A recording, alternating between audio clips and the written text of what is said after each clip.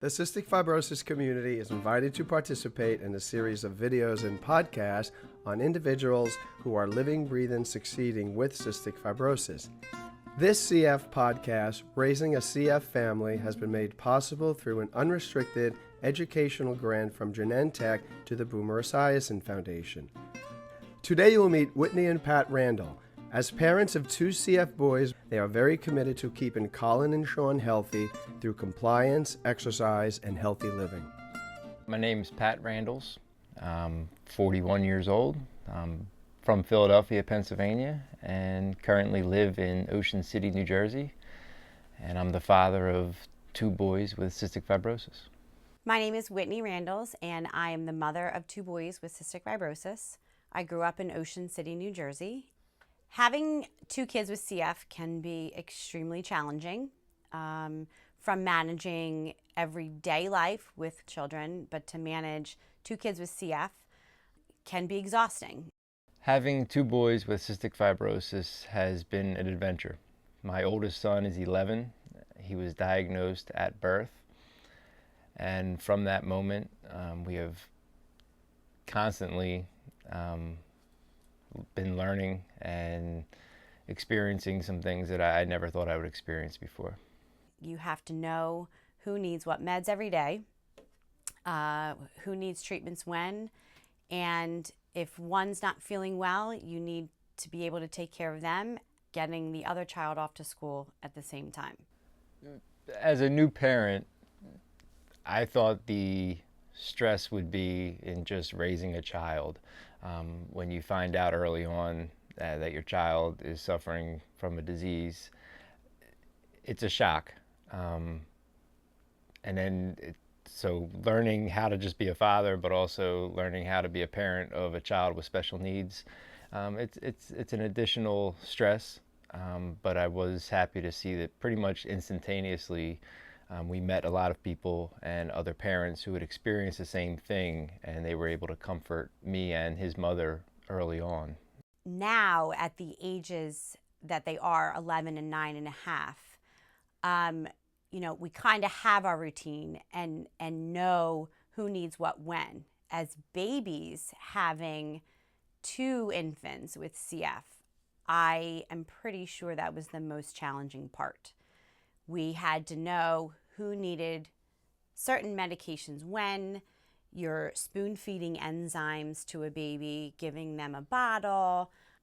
I think that was the most challenging part as parents. The most challenging part of having two boys with cystic fibrosis is finding a balance. Trying to find a balance between maintaining their health every day and also allowing them to be boys and to live the life that they deserve. I think with the boys, we try to instill in them that, you have a normal life. You just have to do the CF life first before you do your normal life. That is a challenge at times, but that's how we try to balance the normal life and the CF life. My boys are very athletic. They enjoy sports. They would prefer to be playing outside every day of the week. They are very active in baseball, basketball, street hockey, football, whatever you put in their hands, they'll play. They've started surfing because we live down at the shore.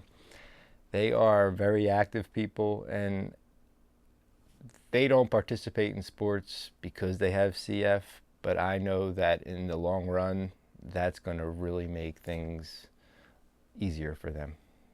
It is the top priority in their life. I mean, we have to set the rules saying if you don't do X, Y, and Z, you're not playing sports. I mean, that's what we use with them because that's all they want to do is play sports. And we're totally okay with that. The most emotional part is dealing with what could be the reality and just realizing that there are struggles that my sons are going to have to go through that I'm not always going to be able to protect them from. As a parent of 2 kids with CF, you find that you are not in control of something that has control of your child, if that makes sense. My biggest fear as a mother is the issues that can come up. In April of this year, our youngest son had issues with his liver, and I think that was the first time that I panicked, to say the least. You're helpless is a very good word. And I did feel helpless for probably 24 hours. I felt helpless. And as my mother tells me, you have to pick yourself up by the bootstraps and you have to move on. What I need to remind myself on a daily basis of is I don't have cystic fibrosis. And I have to remind myself sometimes that what we require my boys to do on a daily basis is a lot of work. And it's a lot of responsibility for 2 young boys. And sometimes my own fear of what could happen in the future causes me to become stressed out to the point where I put that fear onto my children by almost expecting or demanding that they take that same desire and that same seriousness into it, when the reality is they're 11 and 9, they're boys, and I have to remind myself that it's probably very difficult to deal with, and I need to give them a little more room sometimes to make mistakes and to fight me when they don't want to do a treatment. I just have to sometimes accept that, you know what, they're going through a lot. Our pulmonologist had to say, CF is a single person disease. Just because both of your children have it doesn't mean they're going to take the same track with the disease in their life. And that has totally proven without a doubt.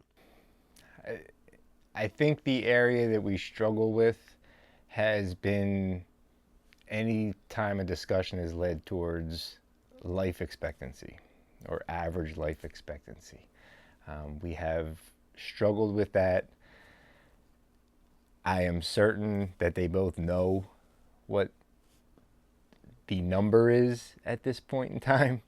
I don't think they realize, I think to an 11-year-old, a 9-year-old, 36, 37, 38 years old, sounds like 100 to them. So they're okay with that so far. If they compare it at some point to how old I am, I think they may struggle with it when they first realize that. But they know also that those numbers are increasing. Even just in their 10 years, that life expectancy has increased. And when we do these daily treatments and when we do the medication and when we take our visits to the clinic, that is to extend that period. And once they realize that, that's when I think we're going to see even more of a turnaround in their health. If one is sick and the other is not, when one is down, so's the other. If one is sad and hurting, the other is sad and hurts. We've seen it, if we're a clinic and, their pulmonologist has said, well, bud, it's just time that you have to go in. Not only will one sob, the other sobs. When one hurts, so does the other. I mean, it truly is a bond that is so amazing between the two of them that it's infectious to us and to people in our town and our families. That is a gift. The CF community has been great. There's a lot of families in the area who helped us when we first joined into that community. And I think for me, the 2 biggest supporters are my sons. My sons have been able to calm me and show me strength just by their actions and their behavior, because they are truly the ones who are living with it. And I'm just playing a role in that, and they've shown me how strong someone can be. Honestly, they give us the strength to be their parents, to be honest. We look at what they endure in their life, and it makes you a better person. It challenges you. It challenges you to do more.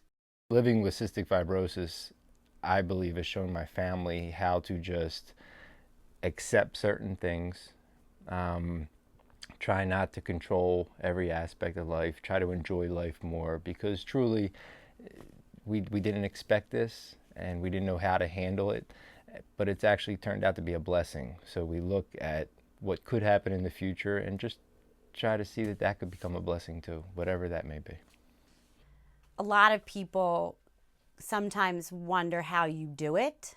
And one of those things that the boy's great-grandfather told me one time, special children are only given to special people.